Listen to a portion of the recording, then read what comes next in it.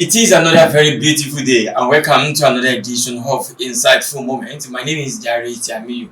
Today is going to be a very special one. We are going to be discussing something that has to do with persons, everyone, I don't pray you be a victim, but we have these victims around us. And what are we going to be talking about? Is the fight against gender-based violence. We have a lot of reports in the past that we have one person, African and age of 3-year-old minor, 5-year-old minor, and all this and that. And then you will remember that in the past we have reports in this state where one supposedly man of God was having knowledge of some young girls that he assembled. That is not the only one. If you check, virtually every time within just in every week, you will see one report of the other of one elderly person assaulting one young or minor person. And then not only that, gender-based violence it goes beyond that. What about assault on wives? What about battery? What about all those? Some people they will intentionally inflict harms on women and how people that they have a power over them. In 2021. I think I was part of it started in 2020 when I was part of that public hearing on VAPP law. I mean violence against person prohibition law, and it was passed in the Osun state 2021 I think by the 6th Assembly under the leadership of Right Honorable Timothy Oweye. Since that time, it seems nothing has changed, especially in Osun State. Things are beginning to change in some other part of the country. You remember the issue of Baba Jesha. You remember the issue of one pastor, Femi Olaleye, just like last week. And those are the changes that we want. We want to see that justice for these people, especially drastically done, so that justice delayed is, if not justice denied. So I will be speaking with one of those persons that have been at the forefront of ensuring that VAPP law, I mean VAPP law, violence against persons prohibition law, is implemented and it is used to try some of the offenders that have been arraigned before court. I'll be joined today by Mrs. Eni Ayeni. Quality healthcare is essential, but in many instances costly. Are you thinking of enjoying standard healthcare in Osun State without being unnecessarily overstressed or overstretched financially? Osun Health Insurance Scheme is for you. To register, log on to www.osia.com. Ms. Ayeni, thank you so much for joining us. Thank you very much, and listeners, it's a pleasure being here. Thank you so much for this opportunity. Ms. Ayeni, if I may ask you, how far so far in Osun State, especially the implementation of VAPP? Well, it's a gradual thing. Rome. Let me use that word. Rome wasn't built in a day. It's a new law, so to say, and it's taking a gradual approach, especially Osun State. So, though we are not relenting as civil society actors, so and that's why we are really, really pushing to make sure that those laws the law is fully implemented in Osun State. So far, we've heard of cases that have been handled under the law, and during the weekend, a staff called and said that she just went out to get water, and she saw people in her environment, they were gathered and all that. And by the time she got there, she noticed that a mother was like yielding. Why? Because her daughter was abused, and incidentally, the woman, because she's I think about 41 years, so she's persons with disabilities. So there and then when she called me, I said they should take the matter to the police station and make sure that, and tell the police that case should be charged to court, because police don't have that jurisdiction to do that. That if by the time she mentioned that they should try that they should charge that case to court. Whoever is handling it, whoever is the officer in charge that knows about the VAPP law, the person would know what she's talking about. And in fact, when she came back yesterday, she told me that person has been remanded in a Malaysia prison to awaiting trial. So I said that is the step to go, because I asked the person, say, tell the person that this is a VAPP law case, so it should be tried under VAPP law. But the first thing, police should charge the court. And so, as I said, it's a gradual thing. It's a gradual thing, and for people to really, people must know about the law. I thank for this platform is people must know about the law. A lot of people don't know that such law exists. Okay, but let's talk about the other aspect of the whole thing, which is the issue of the implementation of the law. Some people are saying that the law has not been fully implemented, and there is a need for support from stakeholders. How far about the support? Are you getting the support from different stakeholders? When I mean different stakeholders, I mean, when it comes to this matter like this, you have the judicial officers, and you have the police, you have the government. How far with the support? Are you getting those needed support from this set of people? Well, very few of the people that you have, the stakeholders that you have mentioned, is one thing to domesticate the law, to come up with the law. It's another thing to implement. Yes, government, they've done, all the people you have mentioned are from the government actors, you understand, and they have passed the law. So it's another thing for it to be implemented. So what we are doing now is just like you have built a house, and then you are now asking someone to come and help you to live inside the house when it's your house. Do you understand? So if the support that I don't even see it as a support, because they are not doing us a favor. Do you understand? Yes. So if we look at it from that angle, we don't even need to begin to go on air to say, okay, we need government to implement it, we need government to do this, when they are the people that even brought in the law, they domesticated it. Do you understand? So for the support, I wouldn't say we are getting the support we need. We don't. Do you understand? Because they have to go for advocacy on the same law that they are the one that passed the law. Do you understand? So if what is needed to be done is done, we will not go for advocacy.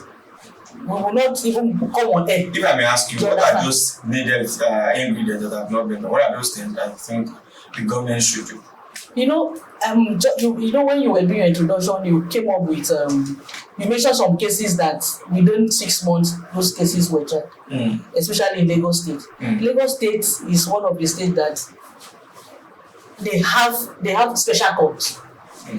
Any case that has to do with SGBV is channeled to that court, and before you know it, like the case you called me up, was it over? Exactly. So it was, yes, via the special court. So those kind of things. The famous Baba case. You understand? So gone are the days. If it were in those days, that Baba case would still be lingering. But as I said, Rome was not built in a day. We will get there. But the Romans were not sleeping when they were not sleeping. So it means if Rome was not built in a day, it means the Romans were not sleeping on daily basis. And that's why we are not sleeping too. So we will get there. Okay. We'll get there. There is something that people are saying, there is a kind of conflict between these three laws: the VAPP, the Child Rights Act, and then the ACJ. Please, can you enlighten us? What are those cases that you think they should use the Child Rights Act to try, and then those that you think ACJ should come in place? Okay, no, ACJ is a procedural law.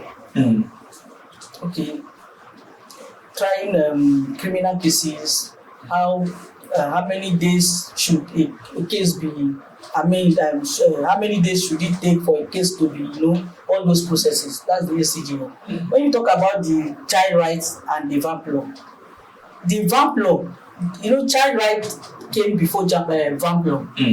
But the penalties in the VAPP law is stringent. Do you understand? So, but there are some people that like trying cases under child rights, especially when it comes to children, just like the name is for minors. You understand? So they use the term. But there are some people that looking at if they place the two laws side by side, and it has to do with the child. Some judges will prefer going with the VAPP because it has more. The penalties they are much more than what is in the child rights. Okay. Do you understand? So it depends on who is handling it. But as it is now, VAPP law supersedes all the other laws. If you look at the Osun state law, so all those laws they mentioned it. They mentioned we have the VAPP, we have the FGM, we have the gender policy, we have all those things. But all those laws, the VAPP is like the master. You understand? Because of how exactly. So for me, I will encourage people to use the VAPP law, whether it's a minor or an adult. This kind of thing is very important, and we have to ensure that our community is sanitized. Yes. Just imagine, I've been part of some of the reports where you see people that have been violated, and you feel for them, no matter how wicked your soul might be. Yeah. You have to feel for them, and it seems virtually we still have this kind of things done. And sometimes there is intervention of some, in quote, stakeholders. I have a report where I was called by I say that matter should not go on there because it is our person. How are you ensuring that these people are sensitized to let them know that if we continue to cover criminality in our community, you or your children may be victim one day or the other? How are you doing that? Well, the work is enormous, and the possibility of getting to every part of, especially let's say in Osun State, as an organization is not there. That's why we collaborate with like-minded individuals like you. I will say that as far as getting those kind of people involved, I'm not sure they have not heard about the law.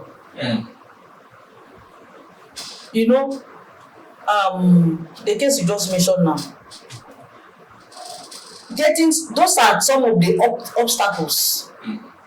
The last event we had before the previous one that you attended, you sent someone from your organization. We were looking at best practices of what are the best practices that we can adopt to make sure that the VAPP and the ACJN they are fully implemented. And the facilitator that took the session said that one of the major obstacles, as far as he is a judge, that he encounters is this set of people, the religious leaders, the traditional rulers, the community leaders, politicians. You understand that once a case is linked to such people, when they are at the community level, if not even at the community, that is this set of people, either the religious or the community level, they will be the one to come and start pleading. In fact, that judge said that is a major obstacle.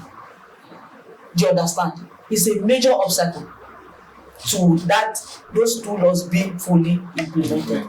Do you understand? Just like I said, is sensitizing the community, even those people that are begging. There is provision in the VAPP. Anybody that is trying to obstruct judgment, that person too is liable. You see, there's a provision for that. Yes, if you are trying to avert so that justice will not take place. So you are also those people that are begging, they are part of those. You understand? That value like exactly. There is a provision there that will tell them, for you coming out to say because invariably you are begging so that judgment can be perverted. Do you understand? Yes. So that the survivor will not get justice. So such people, they need to be sensitized that this act that you are doing, someone has committed and you are coming to plead on this on our behalf. There is penalty attached to it. I'm sure they are not aware. So thank God for this kind of forum. So I think they need to be aware because ignorance is not an excuse in the law. Yes. Yeah, so before we go, there is another aspect of it that I want us to look into. Okay. I as a reporter in 2021 or something, I was part of a report in a local government in this state where the mother of the victim was the one that actually carried the victim away. The victim was, just evaporated. She very, very young person. I think the victim was a primary school student who was assaulted by a 29-year-old man. But as we were trying to look into the matter, we realized that the mother of the victim, maybe some people are victimated her, and even the elder sister of the victim, who was communicating with us, just cut off communication. And she was like, I'm in Ore. I've gone to Ore. I'm not the one no longer around. So at the end of the day, that was the end of the case. Those people. So how are you sensitizing those people to? Two things. It's either they had gotten life threats that if we continue with this case, this is what will happen, and they are trying to save their head, or might have been paid off. Do you understand? Those are very critical. Yeah, those two things. It's either they have received threats to life, or they might have been paid off. Keep quiet, I will give you money. Maybe go and treat the person, or just go to those two things. But as I said, sensitization is key. Do you understand? If there are some people that have received such threats and they still go ahead to make sure that the perpetrator is brought to book. So I will say that the family of that person, that child, they were not courageous enough for them to have backed out. Because if they had still, and I know that the thing was really, really hitting it was, that news went viral. It's not that they couldn't stay. If they had forged ahead, I'm sure they would have gotten justice. Because even the matter was taken to the police ID, and the police were ready. The DCDM was ready to take the matter up. But when the victim was nowhere to be found, he said the man is denying, and the victim who will say that this thing really happened was nowhere to be found. So there is no case. There is no case. You understand? Let me now. That one will now lead me to the SAC. The SAC center that we have in Osun. How is it now?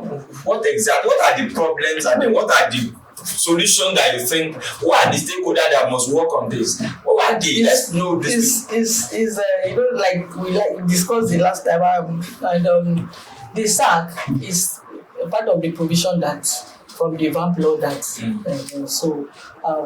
center where, just like the name is, sexual assault referral center, and anything like that, it has to do with the government, and it is a multi-sectorial intervention whereby it's not just one agency or ministry that is to make sure that place is functioning.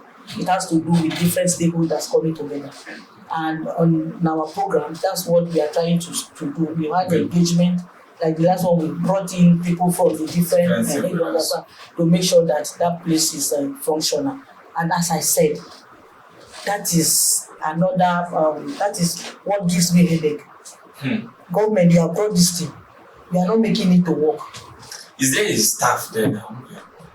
What ministry do you think should work on this? We'll call them, I'll bring the commissioner for, and that seat we had the commissioner for information on that seat some times ago. Okay.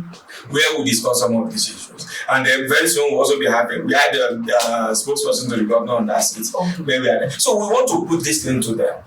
What is the problem? Tell us in very clear terms, so that we'll tell them that this thing is failed because of your failure to do this or this. As I said, different ministries coming together to make sure that, like where the site is, that is the State Specialist Hospital. Under the Ministry of Health. Now Ministry of Health, and then Ministry of Health also has a part.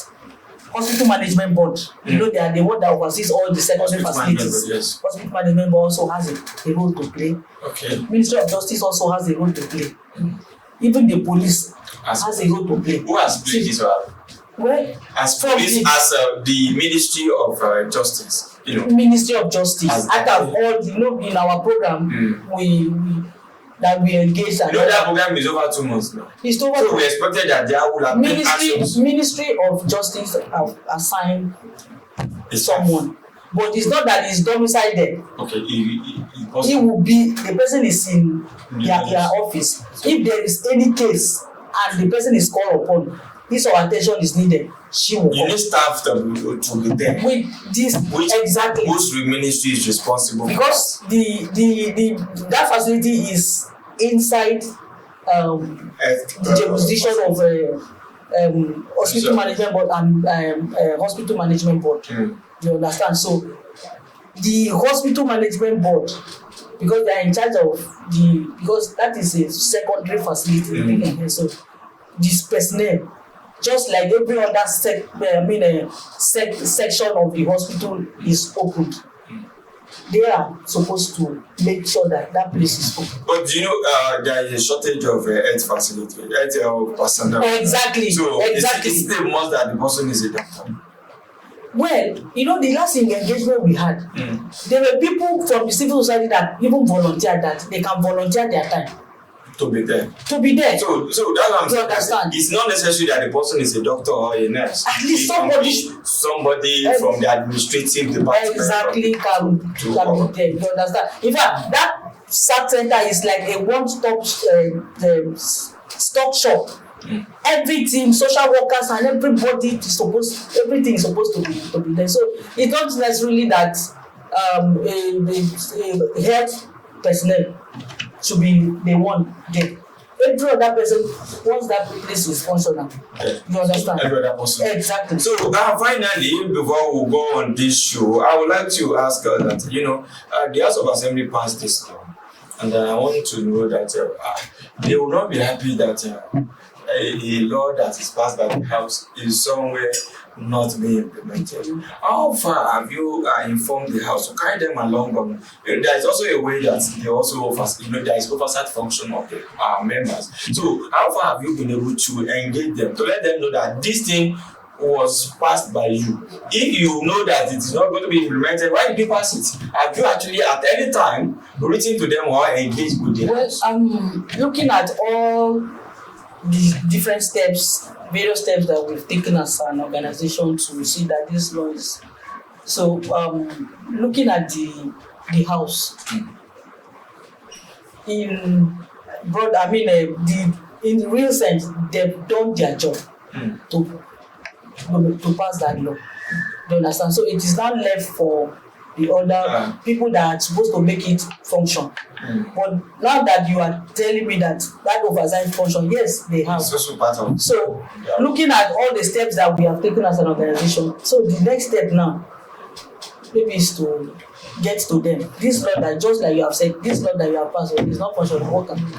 Because we've had reason to challenge them when, you know, as we speak now, the persons with disability law is still there, and then it is going to be passed in the next few weeks. The House of Assembly has been working, and then, you know, we have to be challenging them to see when you pass laws, you don't just roll out laws that are not going to be implemented. So you must also be part of the implementation of the law. You are part of the citizen. Exactly. And then they have agreed that they will be working on that. In fact, the House of Assembly under the present speaker will be ready to. So I believe that you will partner with them as we move on. Sure. And also we will continue to partner with you as we move on. Let me tell you that what we are talking about is something that concerns all of us. Sure. All of us must ensure that we work together. Wherever you are, wherever you might be watching from, just know that that person that was violated, someone very close to you might be, or somebody very close, somebody, one of your relatives. If he or she is your relative, Are you going to keep silent as you have just done?